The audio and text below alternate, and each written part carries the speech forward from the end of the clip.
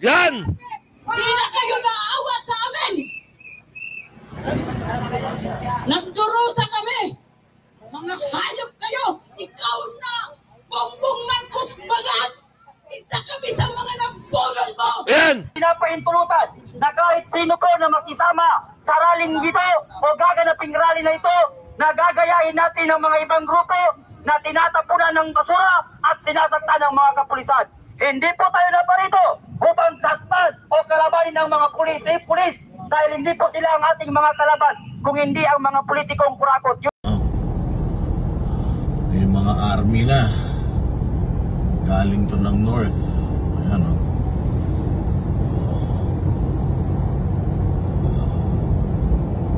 Ano to, napakahaba nitong convoy na to. Mga 10 bus yan.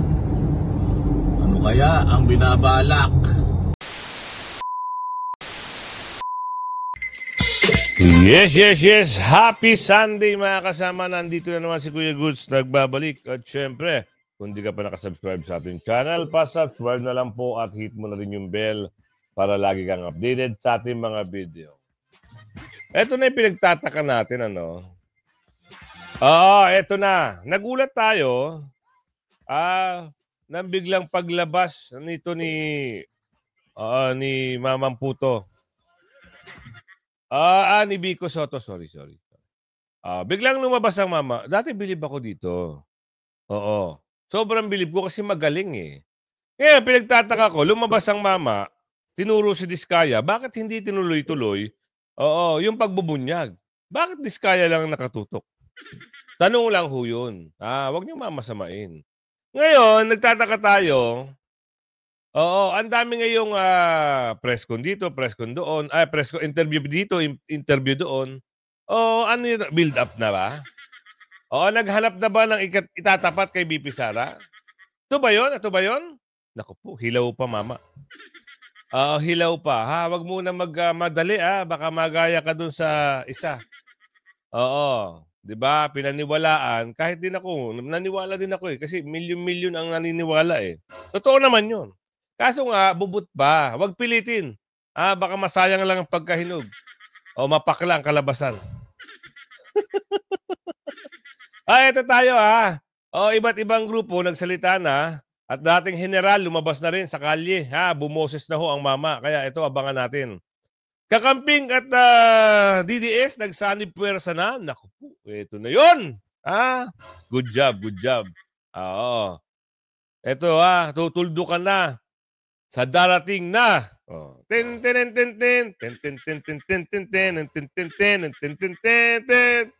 Malapit na ho. Dahil yung mga tao, actually kahapon, September 13, meron na ho yung mga motorcycle club na mga big bikers at meron na rin yung mga small CC. Ayan, nagrarampahan na ho sa EDSA. Oo, nangangalampag na ika nga. So, malapit na. Oo, lalong-lalo na yung the big event. Ika nga, tawagin nila. So, pero siyempre, mapagmatsyag. Mamaya, isang patibong ito. Oo, at least awareness ika nga for your safety. So ito pa tatalakayin natin at bibigyan natin ng reaksyon yung mga banat mga pahayag at sino-sino man. Bakit ano nangyari? Bakit si Diskaya lang? Hanggang kay Diskaya lang yung patungkol. Ano meron? Pasok.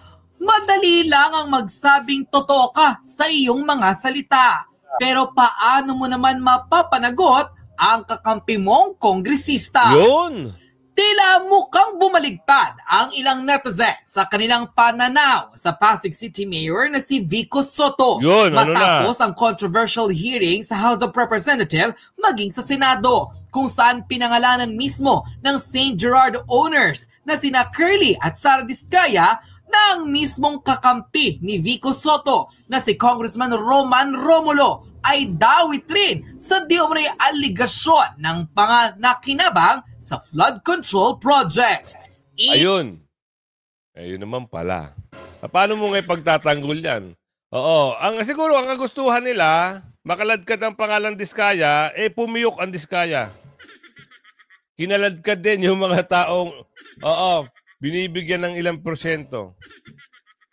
Anong say mo dito? Tahimik na lang ba?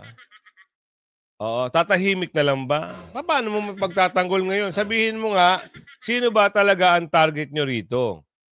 Yung kakampi nyo? O yung taong nakaladkad ang pangalan na kontratista? Nawala bigla yung hanga ko? Oo, yun lang komento ko lang yung reaction. Nawala yung hanga ko, sa mamang ito. Oo, kasi biruin nyo, magaling eh. Tapos, yung gagalingan, alam nyo, kahit marami ka nang gawin, dito sa bansa natin kahit marami ka nang gawin, at nadungisan yan, kahit kakarampot na dungis lang, at yung dungis na yon kumukonekta sa mga dorobo, wala na, basura ka na rin. Yun sabi ni Aling Ledesma. Kayo ho ba? Anong pananaw nyo? Halimbawa, naglalakad ka, ganda na suot mo, puting-puti. Napadaan ka doon sa may palengke, nadumihan ngayon. Ano tingin nyo? Pangit na tignan, di ba? Yun lang. Ito ngayon ang diretsang hamon ng maraming online users kay Pasig City Mayor Vico Sotto, kung saan dapat raw ay hindi maging selective ang alkalde at patunayan raw nito ang kanyang panawagan na ang lahat ng taong sangkot dapat managot. Ayon pa sa kanila, wala pa naman raw napapatunayan sa mga aligasyon ng mga Diskaya, ngunit hindi raw ito magsasabi ng basta-basta kung mga walang hawak na matitibay na ebidensya. Tama. Lalo't ang isa sa mga kaibigan ng alkalde at kongresista ng Pasig City na si Roman Romulo ay dawit sa di umano'y pagnanakaw ng pera ng taong bayan. Agoy. Ayon sa kanilang suggestion, kung wala raw itong pagkakasala, dapat ay humarap ito sa mga Diskaya.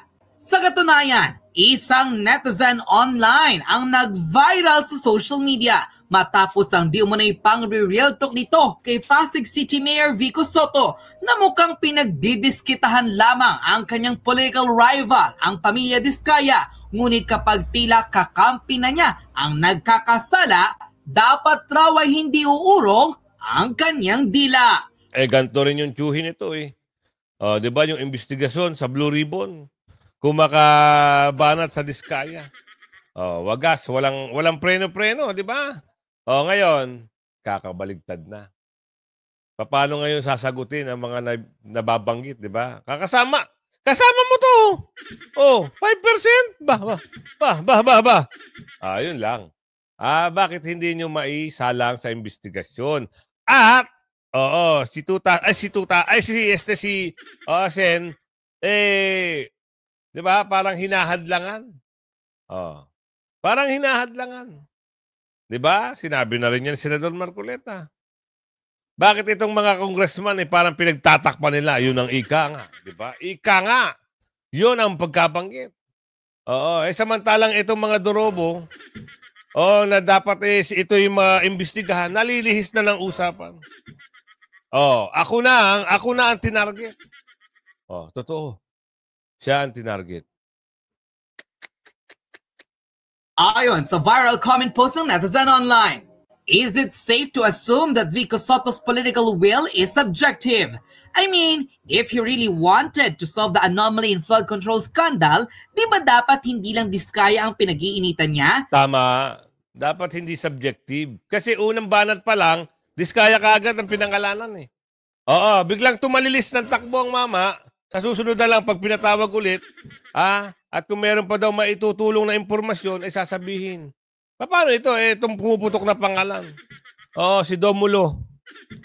Anong gagawin mo dyan? Pagtatakpan na lang ba? Kung ito ay palabas at isang build-up para sa 2028 at kumuha sila ng ipantatapat kay BP Sara, sorry to say, mahina pa ang persa nyo. Hanap kayo ng pinakamagaling, Marami nga nagsasabi. Kahit mga kalaban, sinasabi na, walang itatapat, walang pantapat, at walang makakatapat kay BP Sara. Mga political vlogger ng mga kabila, sinabi na rin yan. Naghahanap na sila ng itatapat dito kay BP Sara. Kaya kumukuha na sila, ngayon pa lang nagpapabango na sila sa Blay. Ekis kagad sa sambayan ng Pilipino eh. Mali. Oo, walang subjective ha. Kung bibira ka, kung sino mga korap, sumabay ka. Oo, sa ira ng mga nagsisigaw. O, eto abangan natin ha. Kung ang kwento nito ay papabanguhin lang ang pangalan at itatapat at hindi bibigyan ng pansin itong mga binulgar na pangalan, then tigil. Oo, hindi kayo haabante dyan. Akala namin talaga. Magaling ka, oo, given na yon. Walang problema doon, maayos ang pamumuno. Kaso nga lang siyempre, oo, mali yung tirada mo, boy. Maling-mali. Reaction lang namin yun, opinion na. Kung sana, nagsalita ka doon at bumoses ka doon sa Diskaya, sana sinunod-sunod mo na. Lumabas ka ulit, oo. Ako ho ay naniniwala sa sinasabi ni Diskaya. Totoo, may sinabi siya, naniniwala siya doon sa mga binanggit na iba. Ay, nabanggit ni Diskaya na, si Domulo, ano say mo doon? Dito tayo. Maganda pag-usapan to. Bakit nga ba napakaraming tagapagtahol ni Balulong? Bakit kaya? Meron pa siyang hire na bago. Bakit? Tanong natin dito kay ate. Bakit daw, te? Reaksyon at shares ang social media post ni House Assistant Majority Leader at Negros Occidental 3rd District Representative Javier Miguel Javi Benitez. Sa post ng Mambabatas, kwenisyon nito kung bakit may speaker, ang Speaker ng House of Representatives na si Leyte 1st District Representative Martin Romualdez. Noong nakalipas na linggo, nang italaga ng tanggapan ni Speaker Romualdez si dating Surigao del Norte Representative Robert Ace Barbers bilang Chief Communications Officer ng kanyang tanggapan. Sa gitna ito ng mga aligasyong dawit si Speaker Romualdez sa mga maanumalyang flood control projects ng pamahalaan. As of 9:30 a.m. ngayong araw ng Sabado, September 13, umani na ng mahigit 8,000 reaksyon at 1,300 shares ang post ni Congressman Benitez. Kabilang narito ang nagbitiw na House Assistant Majority Leader at tumiwalag sa National Unity Party na si Cavite 4th District Representative Francisco Kiko Barsaga. Tinuligsa ni Representative Barsaga ang isang Speaker ng House of Representatives na hindi anya kayang magsalita para sa kanyang sarili. Kapwa neophyte lawmakers sina Congressman Barsaga at Benitez. Pahiya nga naman. Ikaw ang house speaker eh. Hindi mo kaya magsalita sa harap ng tao. Bakit? Anong problema? Baka magalit ang tao? Ganun ba? Ganun ba yun? Magagalit talaga ang tao. Lalo na ito. Bukang bibig nito, pangalan mo. Bakit? Galit sila sa magnanakaw. President ng Bobo! Yan! Yan! Mga Bobo, lalo na silang sulat ni Simpatiya! Sa mga kuragot ng politiko! Yan! Hindi na kayo naawa sa amin! Nagdurusa kami! Mga hayop kayo! Ikaw na! Bongbong Marcos Bagat! Isa kami sa mga nagbulol mo! Yan! Isa pa ako sa nangampanya! Pati ka mag-akala ko! Manalo ka lang na hayop ka! Hayop Galit ka na nanay. ba? Nabudol mo kami! Hayop ka! Mag-resign ka na! Isa ka pa dito, Soto! Nako. Yan na. Ay, kandidato ka nga sa impyerno! Pape! Si Tito Soto, Pape! May matino na nakaupo dyan! Bubo ka naman sa batas! Hindi ka abogado! Yun! Pilit ka umupo dyan! Ang kahirapan Wait lang. Huwag kayong magalit kay nanay. Doon sa mga, yung mga makatuta, huwag kayong magalit kay nanay. Totoo yung sinasabi niya. Galit siya eh. Kasi ikaw, kayo, kung wala naman kayong bahid na korupsyon, hindi sana ganito nangyari, di ba? Kasi problema, eto na.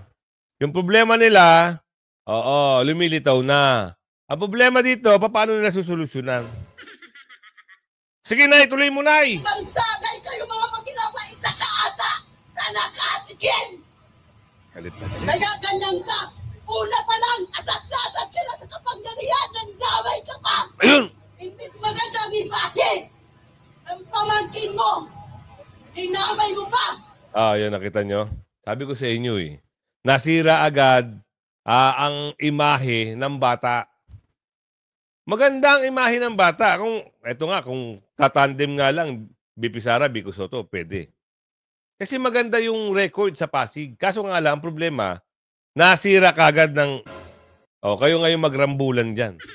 Paano ngayon may babalik yung imahe mo, yung magandang ginawa mo, dahil dito sa, nakinig ka dito sa, sabi ko nga pag school bukol, huwag kayo sasama, matututo kayo mag-cutting. Sira. Nasira ang karir. Kaya ikaw, Tito Soto, bumaba ka na dyan. Pabalikin mo. Paupuin mo yan ng mga abogado, hindi ikaw.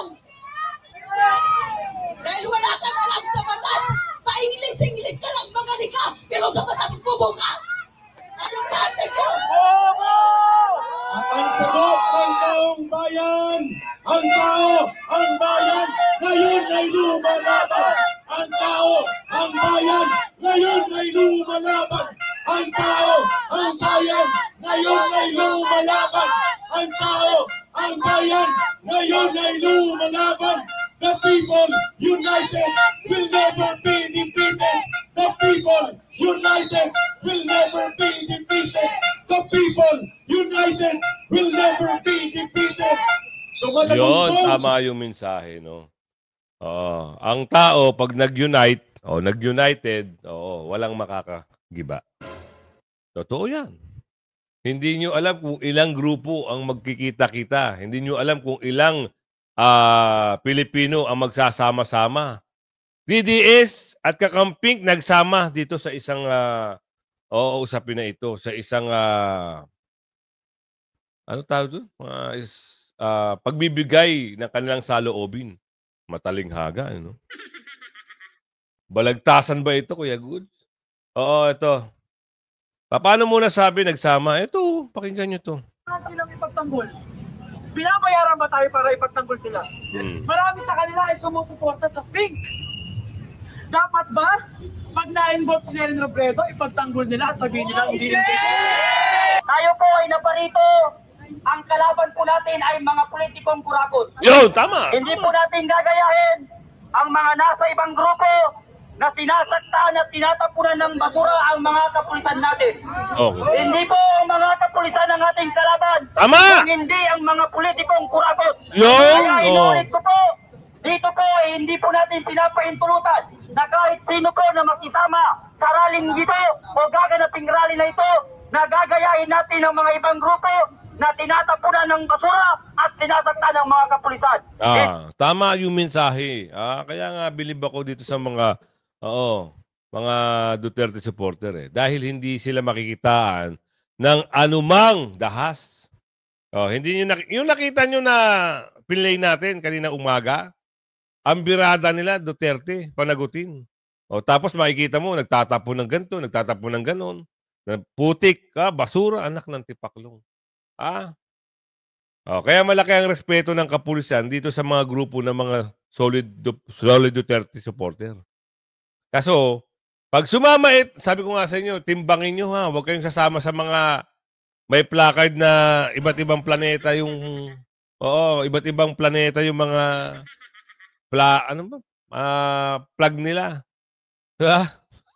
Pero kulay pula, solid pula, tapos iba't ibang planeta yung, tuloy mo, kuya. Hindi po tayo naparito upang saktan o kalabanin ng mga pulis dahil hindi po sila ang ating mga kalaban kung hindi ang mga politikong kurakot. Kaya sana, ituloy-tuloy na natin to.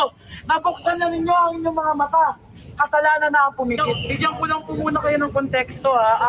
Kami po yung mga independent groups, mga independent individuals. Tayo po ay nagtungo kanina sa EDSA People Power Monument. Wala po tayong nare-representang kahit na sinong politiko. Wala tayong politikong pinapanindigan. Okay. Kaya malinaw ang mensahe. Dapat lahat ay managot. Naku, yan na. Walang mga sacred cows. Tigilan na natin ang pagiging panatiko sa mga politiko. Yun! Tatanungin ko kayo, kailan ba kayo niligtas ng mga sinasamba nating politiko? Nung binabaha tayo, nasan sila? Yan na! So Wala. bakit pa natin sila kailangang i-defend? Bakit pa natin sila kailangan sambahin? Ang kailangan ngayon ay pagkakaisa. Pagkakaisa na walang kulay. Walang pinapanigan. Bukod dito, sa pagtawag natin ng accountability, lahat din ay kailangan nating singilin. Kabilang na rito ang ating Pangulo na nagba-birthday ngayon. Happy birthday. Sana konsensyahin ka. Pati na rin sa ating Vice Presidente. Sana naman tumulong ka. Kasi kapwa ka namin Pilipino. Hindi ito ang panahon ng pagkakawatak-watak. Hindi ito ang panahon upang kumuha tayo ng mga pagkakataon para agawin na kapangyarihan o para tayo ang maging bida. Ito ay panahon ng pagkakaisa at ito ang panawagan natin. Kaya marapat lamang na panindigan natin ito. At patuloy tayong magbantay na hindi lamang tumitigin sa kahit anong paksyon. Dilaw ka, pink, green, red, dapat lahat ay managot. Yan na. Ang kulay nyo ba'y pula? Ang kulay nyo ba'y berde? So bakit natin kailangan silang ipagtanggol? Binabayaran ba tayo para ipagtanggol sila? Sa makatuwid, ang dapat ay ipakita natin sa mga nagaharing uring ito na nakala nila para na lang tayo mga patay bata na nanakawan tayo, walang mananagot at tutuloy ang buhay. Dapat hindi tayo pumayag. Dapat sa mga susunod na araw, sa susunod na linggo, patuloy ang mga pagkilos, patuloy ang panawagan. Hindi lamang si Romualdez, tigilan na natin ang pagkakawatak-watak. Hindi ito ukol kay Romualdez. Wala kaming pakialam kung nakukulong si Romualdez habang buhay siyang makulong. Pero, kung may mga kaalyado, yung mga sinusuportahan ng mga politiko, pwede ba? Ipanawagan nyo rin sa kanila ang pananagutan. Dahil kung kulay ko man ang nagkasala, sabihin na natin, sa marami sa mga kabataan, batid nyo naman ito, marami sa kanila ay sumusuporta sa pink. Dapat ba, pag na-involve si Nelen Robredo, ipagtanggol nila at sabihin nila hindi rin dapat ba pagkakampi ni Nelen Robredo, dapat na nilang ipagtanggol? Hindi! Malinaw naman po pala at sana malinaw rin po sa ating yun. Nasa 21, walang kulay, walang hidden agenda, walang tinatagong mga misyon. Isa lang ang panawagan, pananagutan, magmula sa itaas hanggang sa ibaba. Hindi lang district engineer. Kung involved ang mga pinakamatataas, kaya na lamang ng presidente, vice presidente, mga senador, mga congressman, lahat ay dapat managot. Wala dapat ditong mga untouchable, kagaya ng Romualdez sa sinasabi nyo. Diba? Hindi dapat siya untouchable. At dahil hindi dapat siya untouchable, dapat pati na rin yung mga ibang politiko sa ibang faksyon. Dapat lahat, yan ang panawagan natin. Lahat ay dapat singilin. Dahil minsan lang mangyayari magkakaisa ang Pilipino. Mabuhay ang Pilipinas! Minsan lang! Kaya sana, ituloy-tuloy na natin to. Nabuksan na ninyo ang inyong mga mata. Kasalanan na ang pumikit. Salamat po. Ang kamulat ay hindi na muling nagkikin! Una-una sa lahat mga kapatid, lilinawin ko lamang po tayo po ay naparito. Ang kalaban po natin ay mga politikong kurakot. Hindi po natin gagayahin ang mga nasa ibang grupo na sinasaktan at tinatapunan ng basura ang mga kapulisan natin. Hindi po ang mga kapulisan ang ating kalaban kung hindi ang mga politikong kurakot. Kaya inuulit ko po, dito po hindi po natin pinapaintulutan na kahit sino po na makisama sa rallying dito o gaganaping rally na ito, na gagayahin natin ang mga ibang grupo na tinatapunan ng basura at sinasaktan ng mga kapulisan. Hindi po tayo naparito upang saktan o kalabanin ng mga pulis dahil hindi po sila ang ating mga kalaban kung hindi ang mga politikong kurakot. Yun lamang po. So meron pa pong gustong magsalita? Halika po rito, nanay. Okay. Magandang hapon sa ating lahat. Lilinawin natin to So ang laban na sinasabi dapat walang kulay. Tama nga naman. So kung meron kayong nakikita mali sa mga nabanggit, kasi ito lang didepend ko lang kasi ang BP Sara. Para sa akin lang to, opinion ko to Bakit ba nakikialam kayo? Didepensahan ko, siyempre. Oo, wala namang kurakot na nangyari sa panahon ni BP Sara. Sinagot na ng COA eh. Oo. Tsaka kung galit ka dahil dinipensahan ko si BP Sara, gawa ka ng sarili mong channel. Paliwanag ka rin. Ha? Yun lang para sa aking reaction at opinion. Pero walang kulay Kung may gusto silang panagutin, may gustong panagutin at gusto nilang panagutin, walang kulay dapat ito, isang general, dating general, kapapasok ko lang, darating, hindi ko alam dating general ba ito o general, dating general kasi meron ng medyo may edad na So ano meron dito? Pira. Ay bahagi ng sambayanang Pilipino. Ako dahil nakikita ko na naman ang mga kasamahan natin ng mga kabataan dito sa pagtitipon para may payag ang ating kalayaan at ang ating karapatan. Para malaman ng lahat, magandang gabi rin ng mga kapulisan. Lumabasa ka ulit after 23 years sa Mindanao. Okay, good. Sana mapagkabag-isip ang ating mga nasa katungkulan ngayon kung paano matutulungan ang ating bayan. Nakikita ko na hindi man lang tayo pinagbibigyan ng magandang lugar kung saan tayo pwede magtipon-tipon. Kawawa naman ang mga maralitang Pilipino.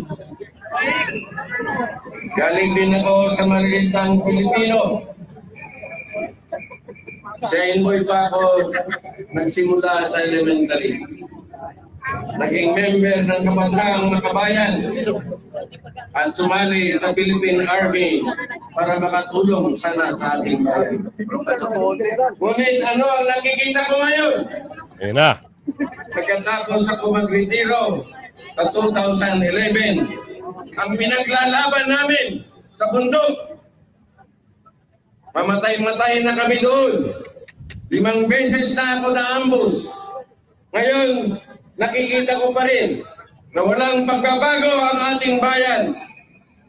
Marami pa rin ang abuso na nakaupo sa ating gobyerno.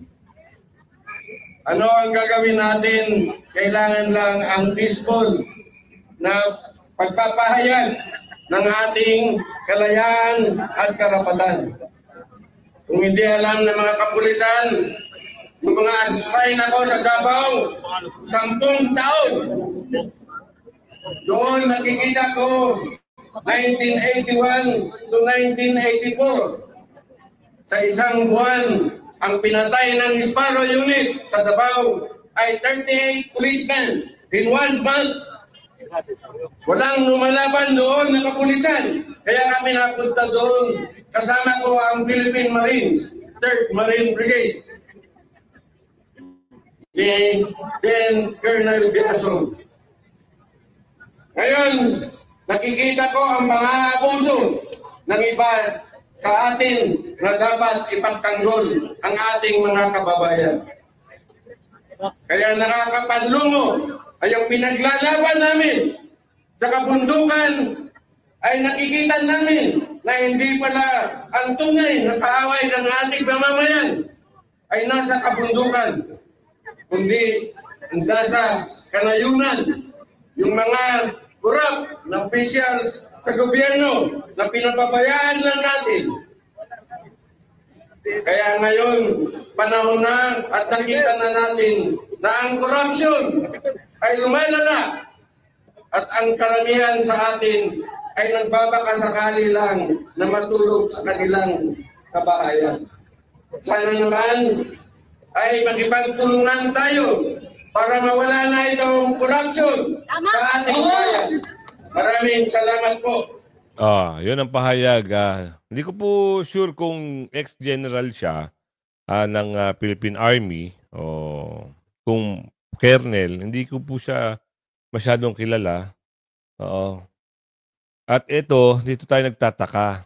Kasi meron ho tayo nakitang video. Kayo na hong bahalang humusga. Bakit parang nagpadala o hindi ko alam Eh, kayo na hong bahala. Nakakapagtaka lang. Dahil ba nababalitaan nila na merong mga gaganaping mga kaganapan, ganito na ang gagawin nyo? May mga army na galing to ng north. Ayan o.